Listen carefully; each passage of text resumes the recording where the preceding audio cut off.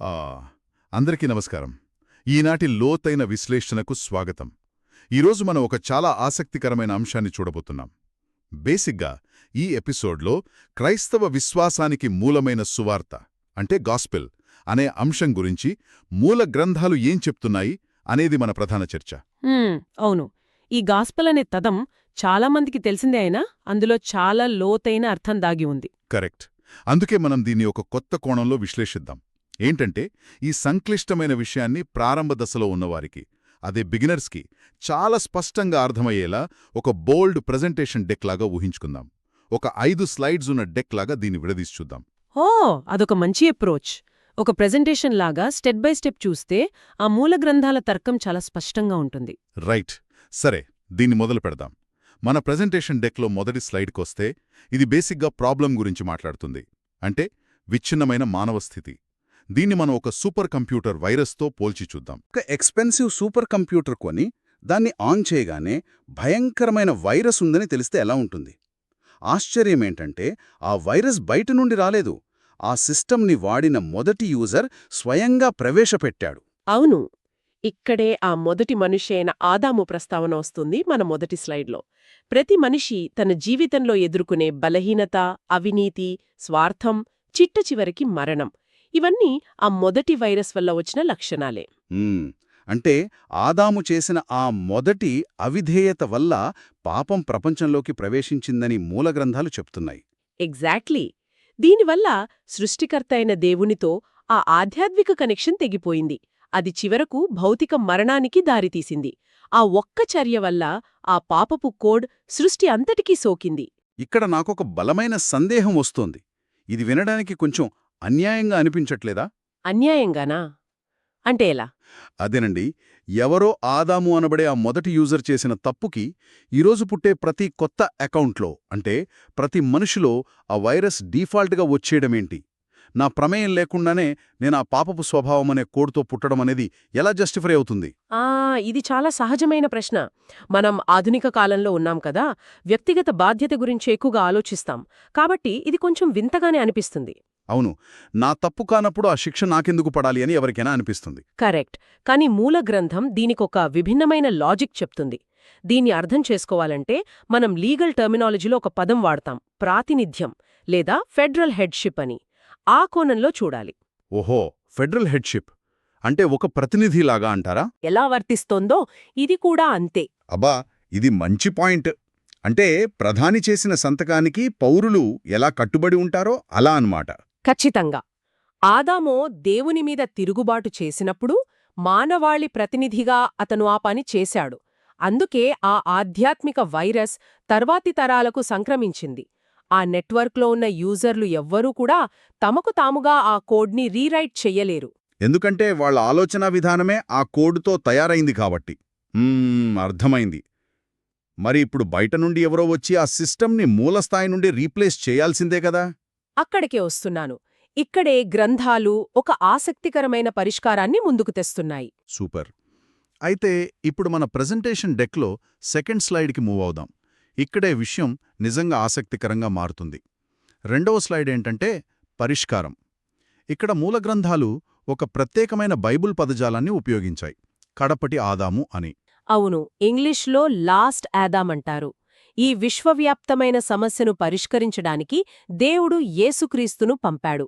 ఆయనకే ఈ కడపటి ఆదాము అనే పదం వాడారు. ఈ పదం వినగానే నాకేమనిపించిందంటే ఈయన ఆ పాత కోడ్ని డిలీట్ చేసి ఒక కొత్త సిస్టమ్ని ఇన్స్టాల్ చేసే ఖచ్చితమైన యాంటీవైరస్ లేదా ఒక ప్యాచ్ లాంటివాడు అని.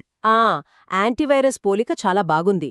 కానీ ఇది ఒక సాధారణ యాంటీవైరస్ లాగా కేవలం పైపై ఫైల్స్ని క్లీన్ చేసేది కాదు. కడపటి ఆదాము అనే పదం వెనుక చాలా లోతైన చట్టపరమైన అర్థముంది. అంటే మళ్ళీ ఇందాక మీరు చెప్పిన ఫెడరల్ హెడ్షిప్ లాంటిదేనా? ఎగ్జాక్ట్లీ. మొదటి ఆదాము తన వైఫల్యం ద్వారా మానవాళికి మరణాన్ని ఎలా వారసత్వంగా ఇచ్చాడో, యేసుక్రీస్తు ఒక కొత్త మానవాళికి ప్రతినిధిగా మారడానికి వచ్చాడు. రైట్. ఇక్కడ గమనించాల్సిన విషయమేంటంటే ఆయన కూడా పూర్తిగా మనిషిగానే జీవించాడు. కాని మొదటి ఆదాముకు భిన్నంగా ఏ పాపపు వైరస్ అంటని ఒక స్వచ్ఛమైన పరిపూర్ణ జీవితాన్ని జీవించాడు. దేవుడు కోరుకున్న ఆ పర్ఫెక్ట్ కోడ్ ఆయనే. కానీ ఇక్కడే లాజిక్ కొంచెం మిస్ అవుతున్నట్లు అనిపిస్తోంది. ఆయన పర్ఫెక్ట్గా జీవించాడు సరే, అది ఆయనకు మాత్రమే సంబంధించిన విషయం కదా. హ్మ్. మరి ఈ గ్రంథాలు ఆయన ఎందుకు మరణించాల్సి వచ్చింది అని చెబుతున్నాయి. జస్ట్ ఆ పర్ఫెక్ట్ సిస్టమ్ అప్డేట్ ఇచ్చేసి వదిలేయొచ్చు కదా. ఆ శిలువపై శిక్షను తానెందుకు స్వీకరించాలి? అక్కడే అసలు విషయముందండి. ఆ పాడైపోయిన కోడ్ వల్ల జరిగిన నష్టానికి ఒక వెల చెల్లించాలి కదా. ఆ, న్యాయపరంగా చూస్తే తప్పు జరిగితే శిక్ష ఉండాలి. అవును. బైబిల్లో ఒక కోటుంటుంది. ఈ స్లైడ్లో మనం ఖచ్చితంగా యాడ్ చేయాల్సింది. పాపము వలన వచ్చు జీతము మరణము అని. అంటే ఆ సిస్టమ్ క్రాష్ అవ్వడమనేది ఆ తప్పుకి పడే న్యాయబద్ధమైన శిక్ష. ఓహో, పాపము వలన వచ్చు జీతము మరణము అంటే జస్టు క్షమించేసి వదిలేయడానికి కుదరదంటారా? కుదరదు. దేవుడు కేవలం ఆ శిక్షను రద్దు చేసి పర్లేదులే అని వదిలేస్తే ఆయన న్యాయవంతుడు అనిపించుకోడు కదా. అందుకే కడపటి ఆదాముగా వచ్చిన యేసు ఆ పాత మానవాళికి ప్రతినిధిగా నిలబడి ఆ సిస్టమ్ క్రాష్ అయ్యే శిక్షను తనపై వేసుకున్నాడు. అబ్బా, అంటే మన వైరస్ అంతా ఆయన తన మీదకి తీసుకుని తన దగ్గరున్న పర్ఫెక్ట్ కోడ్ని, ఆ నీతిని మనకు బదిలీ చేశాడనమాట. అవును. దీన్నే వాళ్ళు ఎక్స్చేంజ్ అంటారు. ఉచిత బహుమతిలాగా ఇస్తాడన్నమాట. ఇది నిజంగా ఒక అద్భుతమైన డిజైన్. ఒకరు ఇతరుల కోసం మరణించి వాళ్ల అకౌంట్లోకి ఆ పర్ఫెక్ట్ స్కోర్ని ట్రాన్స్ఫర్ చేయడం అనేది వినడానికి చాలా గొప్పగా ఉంది. ఖచ్చితంగా. కానీ మనం ఇంకొంచెం ప్రాక్టికల్గా ఆలోచిద్దాం. చరిత్రలో ఎంతోమంది గొప్ప నాయకులు తమ సిద్ధాంతాల కోసం ప్రాణాలర్పించారు. వాళ్లంతా చనిపోయి ఆ సమాధుల్లోనే ఉండిపోయారు. నిజమే. మరి కడపటి ఆదాము చేసిన ఈ ట్రాన్స్ఫర్ నిజంగానే వర్క్ అయ్యింది అని చెప్పడానికి ఆధారాలేమిటి? ఇది కేవలం ఒక విషాదకరమైన స్టోరీ కాదు అని అనడానికి ప్రూఫ్ ఏంటి? కరెక్ట్. ఇక్కడే మన డెక్లో 3వ స్లైడ్కొస్తున్నాం. అదే రుజువు, అంటే ద ప్రూఫ్. దేవుడు యేసును మృతులలోండి లేపాడు అని గ్రంథాలు చెబుతున్న ఆ పునరుత్థానం. పునరుద్ధానం అంటే రిజరెక్షన్ కదా. అవును. ఆ పునరుత్థానం గనక జరగకపోయుంటే యేసు కూడా చరిత్ర పుటల్లో మిగిలిపోయిన మరో మంచి నాయకుడు మాత్రమే అయ్యేవాడు. అంటే ఆ వైరస్దే గెలుపయ్యేది. ఎగ్జాక్ట్లీ. క్రైస్తవ సందేశానికి మిగతా తత్వశాస్త్రాలకున్న ప్రధాన తేడా ఇదే. యేసు శిలువపై చనిపోయినప్పుడు అంతా పూర్తయింది అని చెప్పాడు. అంటే ఆ అప్పు తీరిపోయింది అని. దానికి దేవుడిచ్చిన రసీదు లేదా అప్రూవల్ స్టాంప్ ఏంటంటే ఆయన్ని తిరిగి బ్రతికించడం. ఈ భౌతిక పునరుత్థానమే ఆ ట్రాన్స్ఫర్ సక్సెస్ అయింది అనడానికి అంతిమ రుజువు. ఈ పునరుద్ధానం గురించి గ్రంథాల్లో చదువుతున్నప్పుడు నాకు నిజంగా ఆశ్చర్యం వేసింది. వాళ్ళు కేవలం ఆయన బోధనలు చాలా గొప్పవి, అందరం ప్రేమతో బతుకుదామని చెప్పి ఊరుకోలేదు గదా. అస్సలు లేదు. వాళ్లు దాన్ని చాలా సీరియస్గా తీసుకున్నారు. అవును. అపోస్తలుడైన పౌలు రాసిన రాతల్లో ఒక కోటుంది. ఇది ఈ స్లైడ్కి పర్ఫెక్ట్గా సూట్ అవుతుంది. క్రీస్తు మృతులలో నుండి లేపబడకపోతే మన ప్రకటన వ్యర్థమే, మీ విశ్వాసము వ్యర్థమే అని ఖరాఖండిగా రాశాడు. అవును. ఆ మాట చాలా పవర్ఫుల్. అంటే ఈ ఒక్క చారిత్రక సంఘటన గనక జరగకపోతే ఈ మొత్తం మతమంతా ఒక పెద్ద అబద్ధం అని వాళ్లంతటి వాళ్లే ఓపెన్గా ఒప్పుకుంటున్నారు. నిజమే. ఏ మతమైనా తన పునాదిని ఇలా ఎవరైనా టెస్ట్ చేయగలిగే ఒకే ఒక భౌతిక సంఘటనపై ఎందుకు పెడుతుంది? ఇదొక రకంగా వాళ్లకు వాళ్లే లిస్క్ తీసుకున్నట్లు అనిపించట్లేదా? అది చాలా ఖచ్చితమైన పరిశీలన. ఆ సమయంలో అలా చెప్పడం ఒక అసాధారణమైన సాహసమే. ఎందుకంటే వాళ్ళు ఒక ఫిలాసఫీ గురించి మాట్లాడటం లేదు. వాళ్ళు ఒక చారిత్రక సంఘటన, కళ్లెదుట జరిగింది అని బల్లగుద్ది చెబుతున్నారు. ఆ కాలంలో ఆ పునరుత్థానం చెందిన క్రీస్తును చూసిన వందలాది మంది సాక్షులున్నారు. ఓహో, వందలాది మందా? అవును. వాళ్ళు చాలామంది ఆ గ్రంథాలు రాసే సమయానికి దశాబ్దాల పాటు బతికే ఉన్నారు.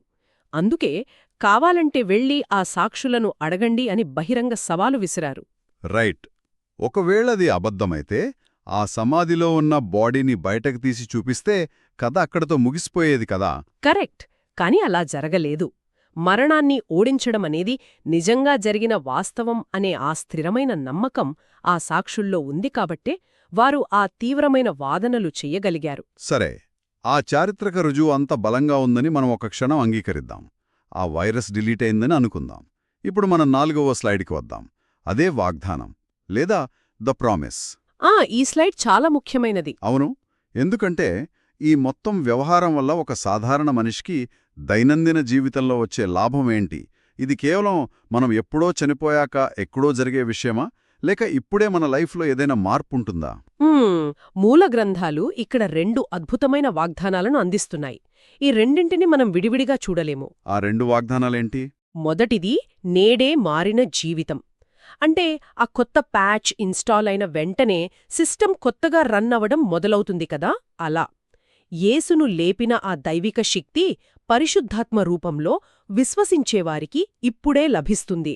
అంటే ఈ భూమి మీద ఉన్నప్పుడే ఆ శక్తి వస్తుందన్నమాట. అవును, ఆ పాత పాపపు స్వభావం, ఆ వ్యసనాలు, పదే పదే వచ్చే ఆ స్వార్థపు ఆలోచనలు, వీటన్నింటినీ ఎదురించి ఒక కొత్త గుర్తింపుతో జీవించడానికి ఆ పరిశుద్ధాత్మ శక్తిని ఇస్తుంది. ఇది చనిపోయాక వచ్చేది కాదు, ఇప్పుడే దొరికే పవర్. అద్భుతం. ఈ పాయింట్ దగ్గర మూలగ్రంథంలో ఇంకొక పదం ఉంది. పునరుత్థానాన్ని వాళ్ళు ప్రథమ ఫలాలు అని వర్ణించారు గదా. ఇంగ్లీష్లో ఫస్ట్ ఫ్రూట్స్ అంటారు. అవును, ఇది వినగానే నాకు మన రియల్ ఎస్టేట్లో వాడే డౌన్ పేమెంట్ లేదా బయానా గుర్తొచ్చింది. మనం ఒక ఇల్లు కొనాలనుకున్నప్పుడు ముందుగా కొంచెం డబ్బు బయానా ఇస్తాం గదా. కరెక్ట్. ఆ బయానా అనేది భవిష్యత్తులో ఆ ఇల్లు పూర్తిగా మనదే అవుతుంది అనడానికి గ్యారంటీ కదా. ఈ ప్రథమ ఫలాలు అనేది కూడా అలాంటి బయానా లాంటిదేనా? కొత్త జీవితం వాడుకునే హక్కు వస్తుంది. కాని ఆ ప్రథమ ఫలాలు అనే వ్యవసాయ పదానికి ఇంకో లోతైన అర్థం కూడా ఉంది. అదేంటండి? బయానా అనేది కేవలం డబ్బు. దానికి మనం కొనే ఇంటికి భౌతికంగా సంబంధముండదు. కాని ప్రథమ ఫలాలు అలా కాదు. ఒక తోటలో మొదటి పండు కాసి అది రుచిగా ఉంటే ఆ మిగిలిన తోటంతా అలాగే కాస్తుంది అనడానికి అది అసలైన శాంపిల్. అబ్బా, వావ్! అంటే ఆ ఫస్ట్ ఫ్రూట్ లాంటిదే మిగతా పంట కూడా ఉంటుంది. ఎగ్జాక్ట్లీ. క్రీస్తు పునరుత్థానమనేది ఆ మొదటి పండు. విశ్వసించేవారికి భవిష్యత్తులో ఎలాంటి శరీరం వస్తుందో చూపించే సజీవ ఉదాహరణ అది. అంటే భవిష్యత్తులో మనక్కూడా అలాంటి పర్ఫెక్ట్ బాడీ వస్తుందంటారా? అవును, అందుకే గ్రంథాలు భవిష్యత్తు గురించి మాట్లాడేటప్పుడు మనం కేవలం ఆత్మల్లాగా ఎక్కడో గాలిలో తేలియాడుతూ ఉంటామని చెప్పవు. క్రీస్తు తిరిగి వచ్చినప్పుడు అనారోగ్యం, క్షయం లేని అమరమైన ఆత్మ సంబంధమైన శరీరం లభిస్తుందని చెబుతున్నాయి. ఓహో, ఆత్మ సంబంధమైన శరీరం అంటే స్పిరిచువల్ బాడీ అనమాట. కరెక్ట్. ఆ పాత పాడైపోయిన భౌతిక శరీరం స్థానంలో ఎప్పటికీ నిలిచిపోయే కొత్త బాడీ వస్తుంది. అందుకే మూల గ్రంథాల్లో మరణాన్ని కేవలం ఒక తాత్కాలిక నిద్ర అని వర్ణించారు. అంటే ఇక్కడ అంతిమ లక్ష్యం ఈ భౌతిక ప్రపంచం నుండి పారిపోవడం కాదు, ఈ శరీరాన్ని పూర్తిగా పరిపూర్ణం చేయడమనమాట. ఖచ్చితంగా. సరే, మనం డెక్లో 4 స్లైడ్స్ చూశాం. సమస్యను అర్థం చేసుకున్నాం, కడపటి ఆదాము తెచ్చిన పరిష్కారం విన్నాం, ఆ చారిత్రక రుజువును పరిశీలించాం, వాగ్దానాలను కూడా చూశాం. ఇక మన 5వ మరియు చివరి స్లైడ్కొద్దాం. అదే ఆహ్వానం లేదా ద ఇన్విటేషన్. ఈ మొత్తం ప్రయాణంలో బహుశా అత్యంత ఆశ్చర్యకరమైన విషయం ఇదే కావచ్చు. అవును, ఈ అద్భుతమైన బహుమతిని అసలొకరు ఎలా స్వీకరించగలరు? ఆ పాత వైరసున్న సిస్టమ్ నుండి కొత్త సిస్టంలోకి ఎలా మారగలరు? ఇంత పెద్ద విశ్వవ్యాప్త సమస్యను దేవుడు పరిష్కరించినప్పుడు దాన్ని పొందడానికి మనుషులు ఏదో పెద్ద తపస్సు చెయ్యాలనో, సంక్లిష్టమైన బలులర్పించాలనో ఆ గ్రంథాలు చెప్పడం లేదు. దేవుడు మనుషులందర్నీ రక్షించి తన పిల్లలుగా చేసుకోవాలని కోరుకుంటున్నాడు అని చెబుతూ ఒకే ఒక చిన్న షరతును ముందుంచుతున్నాయి. దేవుడు యేసును మృతులలో నుండి లేపాడని హృదయంలో నమ్మడం. అంతేనా? అవును, ఇదే రక్షణకు ప్రధాన ఆధారం. ఇది వినడానికి కొంచెం విడ్డూరంగా ఉంది కదా. ఇంత పెద్ద లావాదేవీ జరిగినప్పుడు కేవలం నమ్మడం అనే ఒక చిన్న అంతర్గత మార్పు సరిపోతుందా? ఇంత సులభంగా ఉంటే అసలు దాని విలువేంటో అన్న అనుమానం ఎవరికైనా వస్తుంది కదా. అది సులభమే, కాని అది చౌకైనది కాదు. అంటే ఆ సిస్టమ్ అప్డేట్ మనకు ఉచితంగా రావచ్చు, కానీ దాన్ని డెవలప్ చేయడానికి ఆ కడపటి ఆదాము తన ప్రాణాన్నే వెలగా చెల్లించాల్సి వచ్చింది. ఓహ్, రైట్. ఇది మనిషి తన సొంత పనులతో కాపాడుకోవడానికి చేసే ప్రయత్నం కాదు. దేవుడు మనుషు కోసం అప్పటికే చేసిన ఆ గొప్ప కార్యాన్ని అంగీకరించడం, ఆ క్రీస్తును విశ్వసించడం ద్వారా ఎవరైనా సరే పూర్తి క్షమాపణ పొందవచ్చు అని మూల గ్రంథం స్పష్టంగా చెబుతోంది. అర్థమైంది. ఈరోజు మనం చేసిన ఈ సుదీర్ఘమైన విశ్లేషణను ఒకసారి వెనక్కి తిరిగి చూసుకుంటే మన ప్రెజెంటేషన్ డెక్ చాలా పవర్ఫుల్గా తయారైంది. అవును, మొదటి ఆదాము చేసిన అవిధేయత ద్వారా వచ్చిన వైరస్ లాంటి పాపంతో మొదలైంది. దాన్ని తొలగించడానికి కడపటి ఆదాముగా వచ్చిన యేసు ఆ శిక్షను తనపై వేసుకోవడం, మరణాన్ని ఓడించి భౌతికంగా తిరిగి లేచిన ఆ చారిత్రక రుజువు, ఆపై పరిశుద్ధాత్మ ద్వారా నీడు లభించే కొత్త శక్తి, భవిష్యత్తులో రాబోయే ఆ అమరమైన శరీరం, చివరగా ఎవరైనా సరే ఉచితంగా స్వీకరించగలిగే ఒక సింపుల్ ఆహ్వానం. ఇది నిజంగా ఒక గంభీరమైన తార్కిక నిర్మాణం. ఖచ్చితంగా. ఇది కేవలం ఏదో ఊహాజనితమైన తత్వశాస్త్రం కాదు. చరిత్రలో జరిగిన ఒక వాస్తవ సంఘటన ఆధారంగా పరిష్కారాన్ని అందిస్తున్న ఒక సమగ్రమైన విధానం. సరే, ఈ లోతైన విశ్లేషణను మనం ఇక్కడ ముగిస్తున్నాం. కానీ ముగించే ముందు శ్రోతలు తమ సొంతంగా ఆలోచించడానికి ఒక ఆసక్తికరమైన ప్రశ్నను వదిలివెళ్ళాలనుకుంటున్నాను. తప్పకుండా. ఈ మూల గ్రంథాలు పునరుత్థానాన్ని కేవలం ఒక మంచి ఆలోచనగా చెప్పలేదు. వందలాది మంది దశాబ్దాల పాటు సాక్ష్యమిచ్చిన భౌతిక సంఘటనగా బల్లగుద్ది మరీ చెప్పాయి. ఆధునిక కాలంలో ప్రతి చిన్న సమాచారాన్ని ప్రశ్నించే మనం ఇన్ని శతాబ్దాల క్రితంనాటి ఆ ప్రత్యక్ష సాక్షుల వాంగ్మూలాలను చరిత్రపరంగా ఎలా స్వీకరిస్తాము?